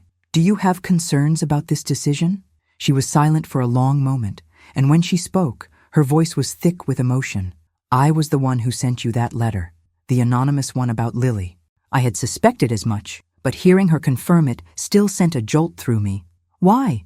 Because I loved Catherine like a daughter, and I could not bear to see her child forgotten. Because I watched the Duke give away his own flesh and blood out of cowardice and grief, and it was wrong. And because I thought, if you knew the truth, you might do something about it." She met my eyes, and I saw tears there. "I am glad I was right about you, Your Grace. You are stronger than Catherine was, strong enough to save this family from itself." I stood and crossed to her, taking her hands in mine. "Thank you for trusting me with the truth, and thank you for loving Catherine and Lily enough to risk your position here." "I would do anything for that child," Miss Thornberry said fiercely. "Anything to ensure she knows who she is and where she comes from. I know, and that is why I hope you will continue to be part of her life, not as a servant or even as a governess, but as family. You are the closest thing she has to a connection to her mother. That is precious beyond measure." She squeezed my hands, and for the first time since I had met her, she smiled. "You are nothing like what I expected, Your Grace. I thought you would be weak or vain or cruel, but you are none of those things. You are exactly what this household needed." After she left, I sat for a long time in the quiet of my sitting room, thinking about all that had changed in just a few short months. I had come to Ashmore Hall as a stranger, a bride in name only, married to a man who could not see me because he was still looking at his dead wife, but I had refused to be a ghost in my own home. I had pushed and questioned and demanded until the walls came down and the truth emerged. And in doing so, I had found not just a marriage, but a family. A wounded, complicated, imperfect family, but mine nonetheless. There was a soft knock at the door, and Alexander entered without waiting for permission. He crossed the room and knelt beside my chair, taking my hands in his. "My mother told me what Miss Thornberry confessed to you, that she sent the letter." "Yes." I looked down at our joined hands. "Are you angry?" "No." He brought my hand to his lips and kissed it gently. "I am grateful. Without that letter, I might have continued hiding from the truth forever. Lily would have grown up never knowing her father. And you and I would have remained strangers, living under the same roof." Miss Thornberry, in her grief and her fierce love for Catherine, gave us all a second chance. We sat in comfortable silence for a moment, and then he said, "I have something to show you. Will you come with me?" He led me through the corridors to the east wing. I had not been back to the nursery since the night he found me there, and I felt a flutter of apprehension as we approached the locked door. But Alexander produced a key and opened it, leading me inside. The nursery had been transformed. The dusty sheets had been removed from the furniture, the windows cleaned to let in the moonlight. Fresh flowers stood in vases on the shelves, and the cradle had been moved to a place of honor by the window. On the small table, the miniature portrait had been restored. A skilled artist had carefully recreated the baby's face, and now the image showed Catherine holding an infant with fair hair and gray eyes. Lily's face, captured perfectly.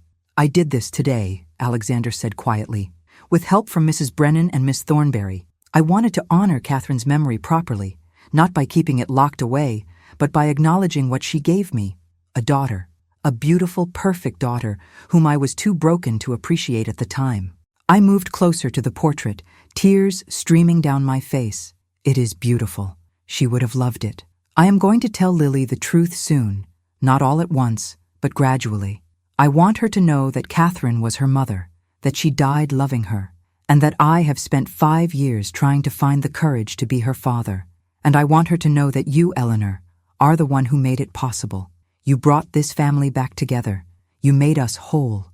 I turned to face him, and he cupped my face in his hands, wiping away my tears with his thumbs. I love you, he said, and the words hung in the air between us, fragile and new and more precious than any jewels. I did not think I would ever love again after Catherine died.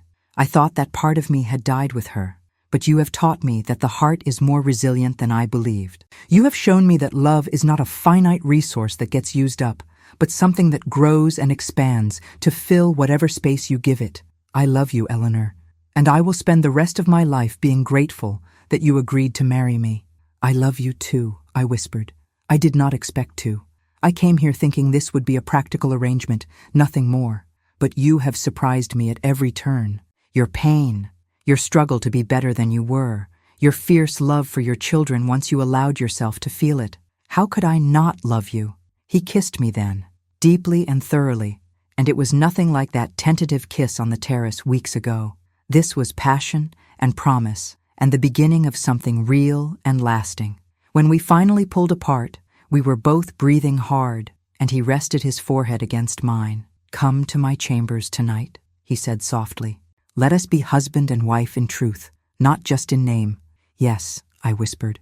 Yes. We stood there in the nursery, in the room where Catherine had spent her final hours, and I felt no jealousy, no sense of competing with the past. Catherine had loved this man and given him a daughter.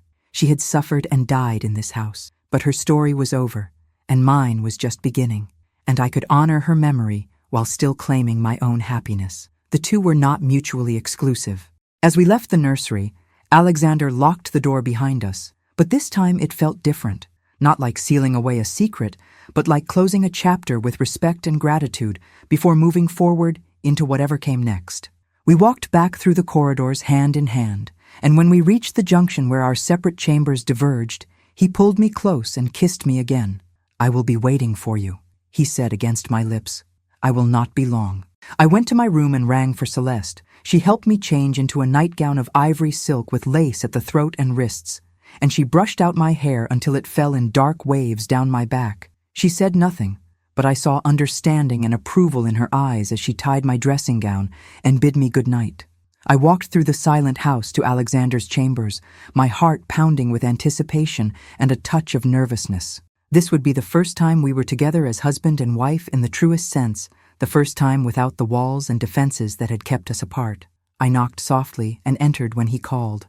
He was waiting by the fire, wearing only his shirt sleeves and breeches, his hair slightly disheveled. When he saw me, something blazed in his eyes, but he approached me slowly, giving me every chance to change my mind. Are you certain? He asked. I am certain. I reached up and touched his face, feeling the roughness of his late-day beard, the warmth of his skin. Make love to me, Alexander. Let us be husband and wife in every way. He kissed me deeply, his hands moving to the ties of my dressing gown. The fabric whispered to the floor, leaving only the thin silk of my nightgown between us. He picked me up easily, carrying me to the massive four-poster bed, and laid me down gently on the covers. Then he stood looking down at me, his eyes dark with desire but also something softer, tenderness, love. You are so beautiful, he said roughly, and so incredibly brave. I do not deserve you, Eleanor, but I will spend my life trying to be worthy of you. Then come here and show me, I said, holding out my arms. He came to me then, and we came together with a passion and a sweetness that took my breath away. It was awkward at times, this first joining, as all first times are, but it was also profound and connecting, a sealing of vows that we had spoken months ago, but only now truly meant. When it was over, we lay tangled together in the sheets, our hearts still racing, and I felt more at peace than I had since arriving at Ashmore Hall. This is what marriage should be, Alexander said, his fingers tracing patterns on my bare shoulder. Not a transaction or a duty, but a partnership, a joining of two people who choose each other every day. Yes, I agreed, snuggling closer to his warmth. This is what it should be, and this is what we will make it. We fell asleep like that, wrapped in each other's arms, and for the first time since Catherine's death, the Duke of Ashmore slept peacefully through the night. The ghosts had been laid to rest, the secrets had been brought into the light, and a new chapter had begun for the House of Ashmore, one built on truth and love, and the courage to face the past while building a future together. Spring came to Ashmore Hall like a benediction. The gardens that had seemed so bleak and forbidding when I first arrived burst into riotous color, and the house itself seemed to breathe more easily, as though it too had been waiting for this season of renewal. I stood at the window of my sitting room, watching Lily and Thomas race across the lawn with Miss Thornberry following at a more sedate pace, and I felt a contentment I had never known before. It had been 3 months since that night in Alexander's chambers, 3 months since we had truly become husband and wife. The change in him had been remarkable. He smiled now, easily and often. He spent his afternoons with the children instead of locked away in his study, and at night he came to my chambers, or I to his, and we learned each other's bodies and hearts, with a tenderness that still made me blush to remember. The scandal the Dowager had predicted had indeed come, but it had been less devastating than we feared. The announcement of Lily's existence had caused a brief furor in society, with whispers and speculation running wild through London's drawing rooms. But Alexander had faced it all with a dignity and honesty that silenced most critics. He had written to the Times himself, explaining that his daughter had survived Catherine's tragic death and had been placed with a loving family for her own protection during her tender years, but was now old enough to take her rightful place in the Tremaine family. The Dowager had made strategic visits to key society matrons, emphasizing Lily's legitimacy and her lineage, and slowly, grudgingly, society had accepted the story. There had been difficult moments, of course. Lady Hartwick, who had clearly harbored hopes that Alexander might marry her daughter Arabella after a suitable mourning period, had been icily furious and spread several vicious rumors about my character and motivations. But most people saw through her spite, and eventually even she was forced to accept reality and maintain a facade of civility. The real triumph had come when we brought Lily to London for a brief visit in March. We had introduced her carefully at a small gathering of close family friends, and she had charmed everyone with her natural grace and intelligence. The Dowager had taken her shopping on Bond Street, openly acknowledging her as her granddaughter, and after that the battle was effectively won. Lily was accepted as Lady Lillian Tremaine, daughter of the late Duchess Catherine and the Duke of Ashmore, and anyone who suggested otherwise was swiftly cut from society by the formidable Dowager herself. But more important than society's acceptance was what had happened within our family. Lily now spent half her time at Ashmore Hall and half with the Marshes, an arrangement that suited everyone. She had her own beautiful room in the house, decorated in soft pinks and creams, with shelves full of books and toys. She took lessons with Thomas under Miss Thornberry's watchful eye, and the 2 children were as close as any blood siblings. And slowly, carefully, Alexander had begun telling her the truth about her parentage. It had been a delicate process. We had started by explaining that her mother had been a great lady who had loved her very much, but had died when Lily was just a baby. Then, as she grew more comfortable with the idea, Alexander had told her that he was her father, that he had made a mistake in not keeping her with him from the beginning, and that he hoped she could forgive him. I had watched, my heart in my throat, as Lily processed this information with the seriousness she brought to everything. "Are you sorry you gave me away?" she had asked him, her small face solemn. "Every day of my life," he had answered, his voice breaking. "But I am grateful to Mr. and Mrs. Marsh for loving you when I was too afraid to love you myself, and I am grateful that you are giving me a chance to be your father now." She had climbed into his lap then, wrapping her small arms around his neck, and whispered, "I am glad you are my papa. Even if you made mistakes, everyone makes mistakes." I had left them alone after that, giving them privacy for their tears and reconciliation. But later, Alexander had come to me and held me while he wept with relief and gratitude. It was perhaps the most honest moment of emotion I had ever witnessed from him, and it had sealed my love for him completely. This man, who had been so broken, was learning to be whole again, and I had helped make that possible. Now, watching Lily play in the gardens, I placed a hand on my belly and smiled.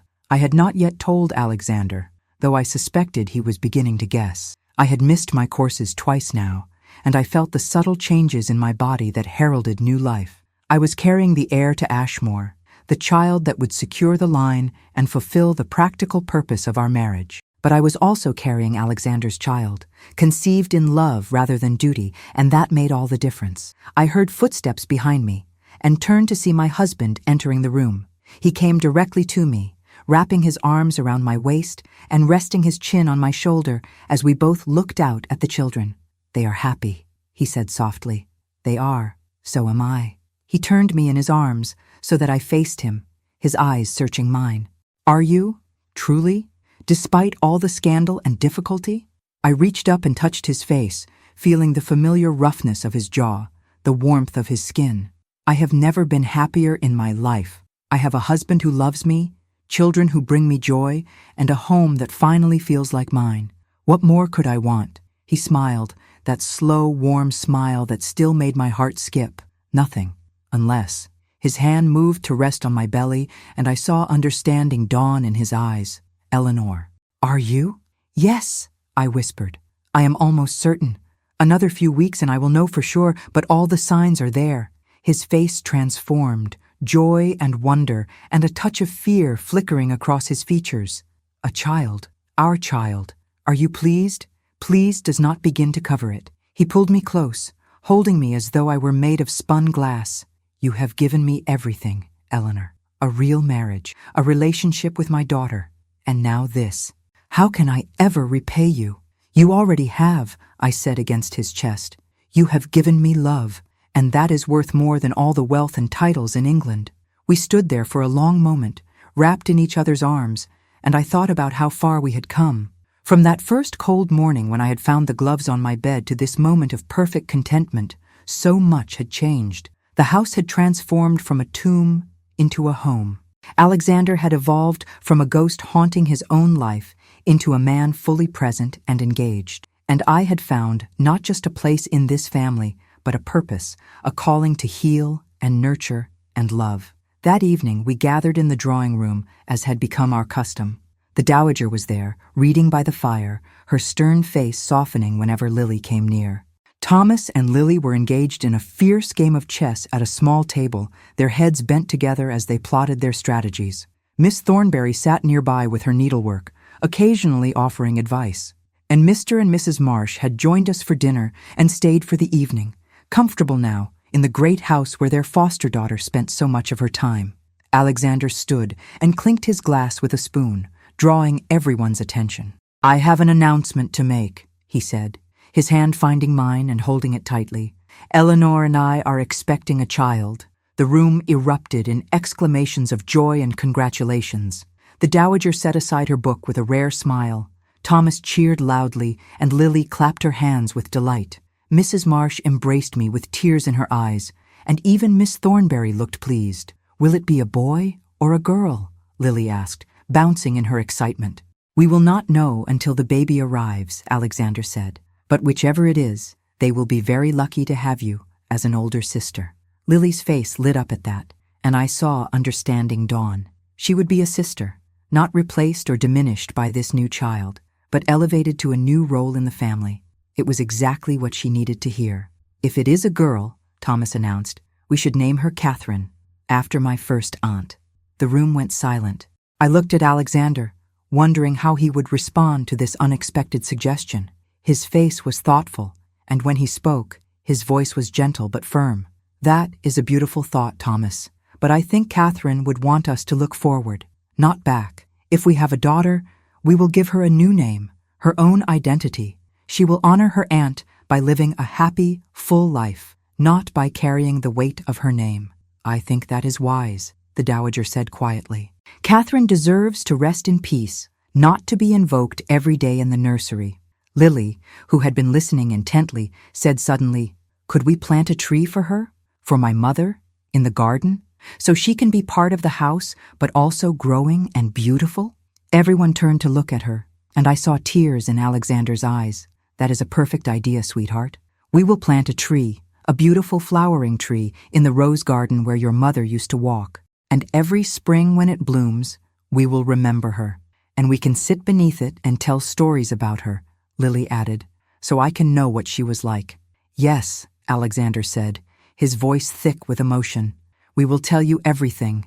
The the good and the difficult, so you know the whole truth of who she was. I reached over and squeezed his hand, proud of him for this moment of honesty and grace. He had come so far from the man who could not bear to speak Catherine's name. Now he was promising his daughter that her mother's memory would be honored truthfully, without hiding the pain, but also without letting it poison the present. The rest of the evening passed in warmth and laughter.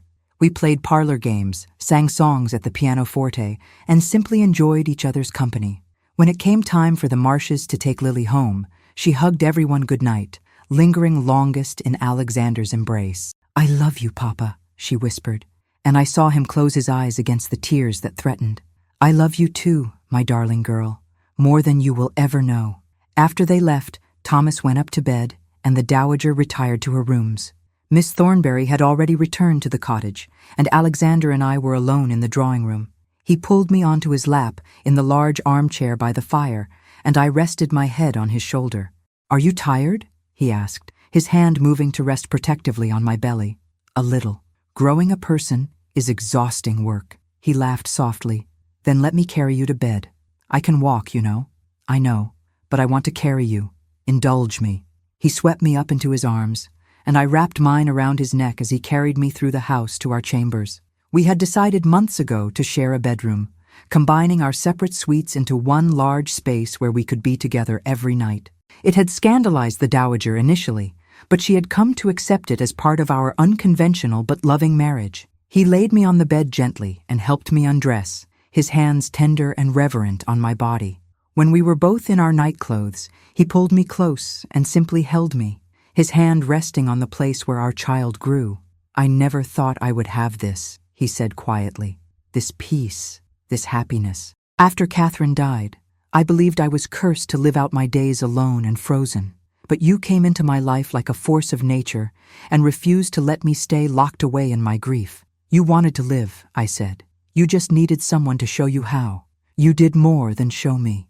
You dragged me back to life, kicking and screaming." He kissed my forehead.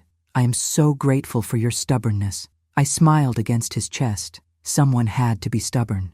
"You are far too good at building walls." I promised to stop building walls, at least around my heart. The ones around the estate can stay. I laughed, and he pulled me even closer. We lay there in comfortable silence for a while, and then I said, "Tell me about her. About Catherine. The real Catherine, not the idealized ghost everyone tiptoed around." He was quiet for so long I thought he would not answer. Then, slowly, he began to speak. "She was kind, almost too kind. She could never say no to anyone, even when saying yes hurt her. She loved music and poetry and long walks in the rain. She laughed at terrible jokes and cried at happy endings, and she wanted children more than anything in the world. Each miscarriage broke her a little more, and I did not know how to help her. I withdrew instead, thinking that if I was not there to witness her pain, it would hurt less. But it only made everything worse. You loved her. I did, but not the way I love you. What I had with Catherine was the love of youth, built on idealism and hope. What we have is the love of two people who have seen the worst of each other and chosen to stay anyway. It is deeper, stronger, more real. I lifted my head to look at him. "Do you think she would approve? Of us? Of how we have built this family?" He considered the question seriously. "I think she would be grateful. She loved this house, even when it was killing her. She would be happy to know it is full of life and laughter again. And she would love knowing that Lily is safe and cared for and knows the truth of who she is. Then we will make sure her tree is the most beautiful in the garden," I said, "so she knows we remember her with love." He kissed me then, deeply and sweetly, and we made love with a tenderness that brought tears to my eyes. Afterward, as we lay tangled together in the sheets, he placed his hand on my belly again and whispered, "Thank you for giving me a second chance at everything. At fatherhood, at love, at life. Thank you for taking it," I whispered back. The summer passed in a golden haze of happiness. My pregnancy progressed smoothly, and I bloomed with health and contentment. Alexander fussed over me constantly, insisting I rest more than necessary and forbidding me from any activity he deemed too strenuous. It was endearing, if occasionally frustrating. In June, we planted Catherine's tree. It was a flowering cherry, and we chose a spot in the rose garden where it would receive morning sun and be visible from the windows of the house. The whole family gathered for the planting, Even the dowager, who stood with her arm around Lily's shoulders as Alexander and Thomas dug the hole and settled the young tree into the earth. Miss Thornbury had brought a box of Catherine's belongings from the cottage, things she had been keeping safe all these years. A book of poetry with pressed flowers between the pages, a lace handkerchief embroidered with her initials, a music box that played a soft, melancholy tune. We placed these items in a small chest and buried it beneath the tree, a time capsule of the woman who had come before me. Lily placed the first handful of earth around the roots, her small face serious and sad. "I miss her," she said softly. "Even though I never really knew her, I miss her." "That is because love is not limited by memory," I said gently, kneeling beside her despite my expanding belly. "You carry your mother in your heart, in your blood, in the shape of your face and the color of your eyes. She is part of you, and that is a beautiful thing." "Will you tell me stories about her?" Lily asked, looking up at me with those gray eyes so like Alexander's. "Will you help me know her?" "Of course I will. As many stories as you want to hear." I glanced at Miss Thornbury, who nodded with tears streaming down her face. "And Miss Thornbury will help too. Between all of us, we will make sure you know exactly who your mother was." Alexander finished patting the earth around the tree and stood back to admire our work. "In a few years, this will be tall and strong, covered in beautiful blossoms every spring, just like your mother would have wanted." We stood together as a family, looking at the small tree that would grow and flourish long after we were all gone, and I felt a sense of rightness settle over me. This was how we honored the dead.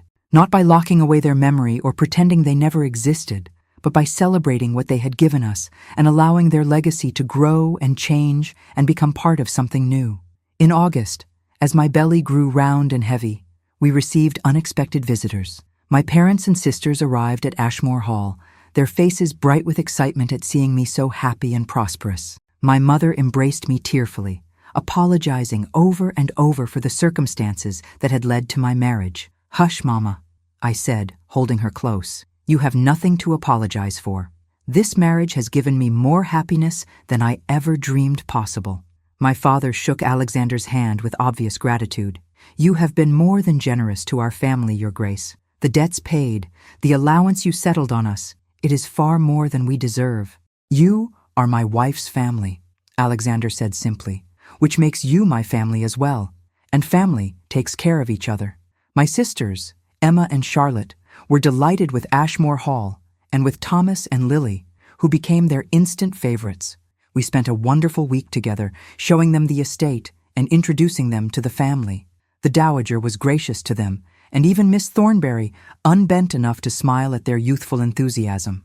On the last evening of their visit, as we all gathered in the drawing room, Emma said wistfully, "I hope when I marry, I will be as happy as you are, Eleanor." I looked at Alexander, who smiled at me across the room, and I felt the baby kick vigorously beneath my ribs. "Marriage is what you make it," I told my sister. I was fortunate to find a partner who was willing to work as hard as I was to build something real. But it took effort and honesty and the courage to face difficult truths. Do not settle for less than that, even if it means waiting longer than society thinks proper. "Well said," the dowager murmured from her chair by the fire. After my family left, the house felt quiet, but not empty. We had filled it with so much life, so much love, that the silence was comfortable rather than oppressive. I spent my days preparing the nursery, which we had decorated in soft yellows and greens, since we did not know if we would have a son or daughter. Alexander had commissioned a new cradle, beautiful but simple, nothing like the ornate one that still stood in the East Wing nursery. This child would have their own identity, their own place in the family, not haunted by the past. In late September, on a crisp autumn evening, my labor began. It started as a dull ache in my back that gradually intensified until I could no longer ignore it. Alexander sent for the midwife and the doctor, then paced the corridor outside our chambers like a caged animal. The dowager sat with me, holding my hand and offering encouragement, while Mrs. Brennan and Celeste bustled about with hot water and clean linens. The labor was long and difficult, lasting through the night and into the next day. There were moments when I thought I could not endure another contraction, when the pain seemed too great to bear. But then I would think of Catherine, who had endured this 3 times only to lose each child, and I would find the strength to continue. Finally, as the sun reached its zenith, I gave one last tremendous push and heard the thin, reedy cry of a newborn. "It is a boy," the midwife announced, placing the squalling infant on my chest. A healthy, perfect boy. I looked down at the tiny red face, at the shock of dark hair and the small fists waving in the air, and I felt a love so fierce it took my breath away. "Hello, little one," I whispered. "Welcome to the world." Alexander burst into the room moments later, his face pale and his eyes wild. "Eleanor, are you well? Is the child?" "We are both well," I assured him, though my voice was weak with exhaustion. "Come meet your son." He approached the bed slowly, reverently, and when he looked down at the baby in my arms, his face crumpled. He sank to his knees beside the bed, reaching out to touch the infant's tiny hand with one finger. "A son," he breathed. "An heir. A child," I corrected gently. "A person.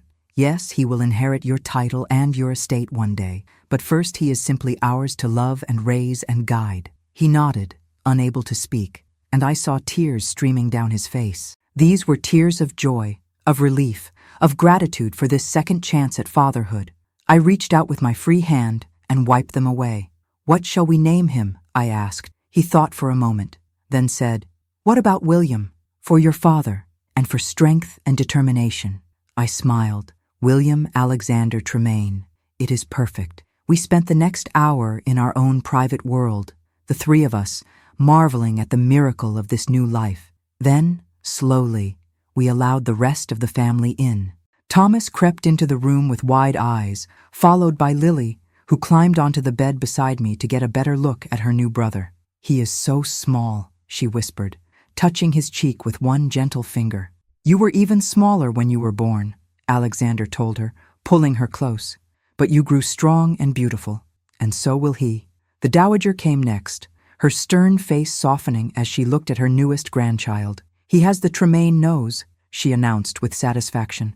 "Strong stock." Miss Thornberry peeked in briefly, offering her congratulations and a beautifully knitted blanket. Even the Marshes came to visit, bringing gifts and good wishes. That evening, when everyone had finally left and the baby was sleeping peacefully in his cradle, Alexander and I lay together in our bed, exhausted but happy. He kept reaching over to check on William, as though he could not quite believe the child was real. "I am terrified," he admitted finally. "Terrified that I will fail him as I failed Lily, that I will be cold or distant or damage him in some way." "You will not," I said with certainty, "because you know what failure looks like now, and you are determined not to repeat it, and because I will be here to remind you to be present, to be loving, to be the father these children deserve." He pulled me close, careful of my still tender body. "What did I do to deserve you?" "You married me," I said simply, "and then you let me change you." That took courage. "You changed me?" He laughed softly. "My dear, you upended my entire life, dragged me kicking and screaming out of the past, and forced me to face truths I had been avoiding for years. Changed is far too mild a word. And are you sorry?" He kissed my forehead, my nose, my lips. "Not for a single moment. You are the best thing that ever happened to me, Eleanor Tremaine. You and our impossible, beautiful family." The weeks and months that followed were a blur of feeding and changing and sleepless nights. William was a hungry baby, demanding and loud, and there were times when I thought I might collapse from exhaustion. But Alexander was there through all of it, taking his turn, walking the baby at night, changing nappies without complaint, and supporting me in every way he could. Lily was enchanted with her new brother and spent hours sitting beside his cradle, singing to him and telling him stories. Thomas was more reserved, but equally devoted, already planning all the things he would teach William when he was older, and the dowager, for all her stern propriety, could often be found in the nursery, holding her grandson and crooning old lullabies in a surprisingly sweet voice. Christmas came, and Ashmore Hall was transformed into something magical. We decorated every room with holly and ivy, filled the house with the scent of cinnamon and cloves, and invited everyone we loved to celebrate with us. My family came, along with the Marshes, Miss Thornberry, and even a few of Alexander's old friends who had stayed away during the difficult years but were now eager to reconnect. On Christmas Eve, we gathered in the drawing room for the traditional reading of the Nativity story. Alexander held William in his lap, while Thomas and Lily sat at his feet. The dowager presided from her chair by the fire, and I sat beside my husband, my hand in his. As Alexander read the ancient words about a child born in difficult circumstances who would change the world, I looked around at our assembled family and felt a peace so profound it brought tears to my eyes. We had all been broken in one way or another, Alexander by grief, Lily by abandonment, Thomas by loss, Miss Thornberry by guilt, even me by the circumstances that had forced me into a loveless marriage. But we had taken our broken pieces and built something new, something beautiful and strong and true. After the reading, we exchanged gifts. Alexander gave me a necklace of sapphires that had belonged to his grandmother, and I gave him a painted miniature of William that I had commissioned secretly. Lily received a new pony of her very own, and Thomas got the telescope he had been longing for. We laughed and sang carols and ate too much pudding, and it was perfect. Later, when the children were in bed and the house had grown quiet, Alexander and I stood at the window of our chambers, looking out at the snow-covered grounds. He had William in his arms, and the baby slept peacefully against his father's chest. A year ago, I never would have believed this was possible, Alexander said softly. I was so lost in my grief that I could not imagine ever feeling joy again. But look at us now. Look at what we have built. We built it together, I reminded him. Neither of us could have done this alone. He turned to look at me, and in his eyes, I saw everything I needed to know. Love, gratitude, commitment, promise. And I knew, with absolute certainty, that we would face whatever came next together. The difficulties of raising children, the challenges of managing an estate, the inevitable sorrows and losses that life would bring. We would face all of it together, as partners, as lovers, as friends. I love you, Eleanor, he said. The words no longer strange or difficult, but natural and true. I love you more than I ever thought it possible to love another person. I love you too, I said, standing on my toes to kiss him gently so as not to wake the baby. And I'm grateful every day for those gloves that brought us to this moment, for the secrets that forced us to be honest, for the pain that taught us to be strong. All of it led us here, to this family, to this love, to this life. He smiled, that warm, open smile that I had worked so hard to coax from him. Then I suppose I should thank Miss Thornberry for her meddling. I already did, I said. She cried. She would. He shifted William carefully and wrapped his free arm around my waist. Come, let us put our son in his cradle and go to bed. Tomorrow will bring new challenges, new joys, new adventures. But tonight, let us simply rest in what we have accomplished. We settled William in his cradle, and I stood watching him sleep for a moment, this miracle child who represented everything we had fought for and built together. Then Alexander took my hand and led me to our bed, and we lay wrapped in each other's arms, safe and warm and home. Outside, snow continued to fall on Ashmore Hall, covering the grounds in a blanket of white. In the rose garden, Catherine's cherry tree stood bare and dormant, waiting for spring when it would burst into glorious bloom. And in the east wing, the nursery stood quiet and peaceful, no longer a shrine to grief, but simply a room where the past was remembered with love and respect. The ghosts were gone, the secrets were revealed, the family was whole, and the Duchess who had found a stranger's gloves in her bed had discovered something far more valuable than she had ever imagined. She had found love, purpose, and a place where she truly belonged. As I drifted off to sleep in my husband's arms, listening to the soft breathing of our son and the comfortable creaking of our old house settling for the night, I thought about the journey that had brought me here. I had come to Ashmore Hall as a practical solution to my family's financial crisis, expecting nothing more than a cold arrangement with a distant husband. But I had found so much more. I had found a man worth fighting for, children worth nurturing, and a home worth defending. I had learned that love is not something that happens to you, but something you choose every day, through the difficulties and challenges, through the moments of joy and sorrow. I had learned that the past shapes us, but does not have to define us, that secrets poison, but truth heals, and that family is not just about blood, but about the people you choose to keep close to your heart. And I had learned that sometimes the greatest love stories are not about passion and romance, but about two broken people choosing to put each other back together, piece by careful piece, until they are both whole again. This was my story, the story of Eleanor Tremaine, Duchess of Ashmore, the woman who refused to be a ghost in her own home, the woman who brought a household back to life through stubbornness and love and the simple refusal to accept that things could not be better than they were. It was not the story I had expected to live, but it was mine, and it was real, and it was more beautiful than any fairy tale because it had been earned through hard work and honest tears and the courage to face difficult truths. As sleep finally claimed me, I smiled, thinking of all the tomorrows ahead, of watching William grow and learn, of seeing Lily blossom into the remarkable woman she would become, of growing old with Alexander, our love deepening with each passing year, of grandchildren playing in these same gardens, of laughter echoing through these same halls, of life continuing in all its messy, beautiful complexity. The gloves that had started this journey were long gone, returned to wherever Miss Thornberry had found them and properly disposed of. But their legacy remained in the family we had built, in the truth we had uncovered, in the love that now filled every corner of Ashmore Hall. And that, I thought, as I finally surrendered to sleep, was the best ending I could have ever hoped for.